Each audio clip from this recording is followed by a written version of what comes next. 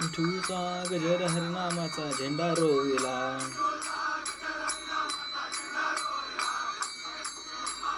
राधे कृष्ण गोपाल कृष्ण राधे कृष्ण गोपाल कृष्ण. चला बघितलं तर हा जल्लोष आहे समाधी सोहळ्याचा. याचा ब्लॉग तुम्ही पाहिलाच असेल, नसेल पाहिला तर वरती तुम्हाला लिंक दिसेल, तिथून नक्की पहा. त्यानंतर हे रेकॉर्डिंग केलेलं आहे मी रविवारी, कारण रविवारी संत ज्ञानेश्वर महाराजांचा समाधी सोहळा होता, मग तिथे गेलो होतो, मग तिथे शूट केलं होतं. त्यानंतर शुक्रवारी देखील आपण गेलो होतो, एकादशी होती, त्यामुळे चिखलीतून पायवारी करत आपण आळंदीला गेलो होतो. ते 2 दिवस जे काय आनंदात गेलेत, वारकऱ्यांच्या सानिध्यात गेलेत, ती आठवण, तिथं अनुभवलेले क्षण आणखीन देखील डोक्यातून जात नाही आहेत. तिथे वारकऱ्यांचा जो आनंद आहे, तिथे टाळ खेळणं असेल, मृदुंग वाजवणं असेल, फुगड्या खेळणं असेल, हे खूप सगळं तुम्ही व्लॉगमध्ये पाहिलंच असेल आणि ते मी प्रत्यक्षात पाहिले, त्याच्यामुळे ते आणखीन देखील माझ्या डोक्यातून जात नाही आहे. वारंवार मी ते व्हिडिओज वगैरे लावून तो आनंद त्यांचा पाहतोय. तर आजचा ब्लॉग असा काही स्पेशल नसणार आहे, तेच फक्त त्याच्यातले टाळ खेळणारे, त्यांचा आनंद उत्सव जो काही त्यांनी साजरा केला ना, त्याचे स्पेशल ज्या काही क्लिप्स आहेत त्या मी याच्यामध्ये ॲड केलेल्या आहेत. तुम्हाला वारकऱ्याचा आनंद, वारकरी टाळ खेळतात कसे, मृदुंग वाजवतात कसे, नाचतात कसे, हे सगळे या ब्लॉगमध्ये तुम्हाला दिसणार आहे. तर हा ब्लॉग शेवटपर्यंत नक्की बघा. चला मग जास्त वेळ न घालवता सुरुवात करूयात वारकऱ्याच्या आनंदाला टाळ खेळताना.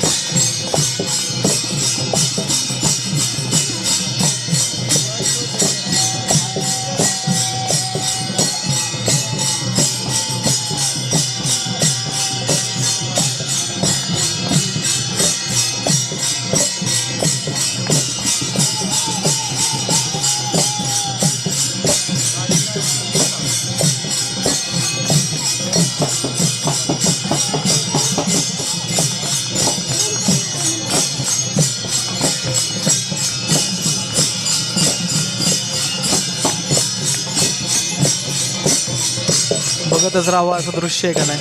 बघा बरं किती मस्त टाळ खेळतात ते सगळे. टाळांचा आवाज, मृदुंगाचा आवाज कसं एक नंबर वाटतं.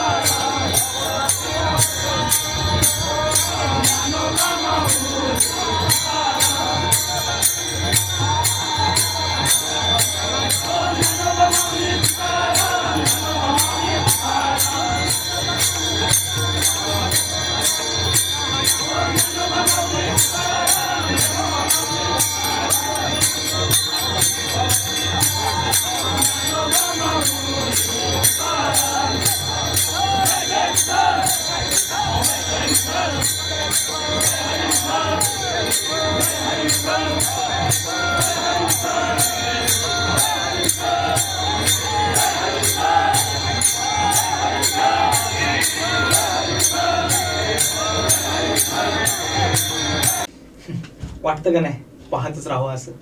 खरंच काय तो आनंद आहे. म्हणजे वारकरी म्हणजे माणसाच्या जीवनातलं सगळं दुःख विसरून आज तो माणूस किती लांबून आला असेल माहित नाही. आपण ठीक आहे जवळ राहतो म्हणून ठीक आहे आपल्याला एवढं काही नाही, पण तो माणूस जालना कुठून कुठून बाहेरून लोक आली होती. तिकडून तुम्ही पायवारी करत आले असेल, बसमध्ये धक्के खात आला असेल, घरचं टेन्शन असेल, हे सगळं विसरून हे वारकरी सगळे तिथे येऊन एन्जॉय करतात, ते आनंद उत्सव साजरा करतात. त्यांचं जे काय असेल, मृदुंग वाजवणं असेल, टाळ वाजवणं असेल, नाचणं असेल, तुम्ही पाहिलं देखील असेल की पायात चप्पल सुद्धा नाही, खडे रुततात ते, तरी पण ते तो त्यांचा आनंद उत्सव म्हणा ते साजरा करतात. ते सगळे दुःख विसरून हे इथं राम नाम घोषात स्वतःला हरवून जातात. जणू काही असंच वाटतंय बघा ना. तर असंच आनंदी राहायला शिकलं पाहिजे. असंच आनंदी राहण्याचा किंवा असंच त्या नामघोषाची ताकद देखील आहे असं म्हणायला हरकत नाही. चला तर मग हा व्हिडिओ तुम्हाला कसा वाटला हे कमेंटद्वारे नक्की कळवा, आणि आवडला असेल तर कमेंटमध्ये रामकृष्ण हरी लिहायला विसरू नका. धन्यवाद.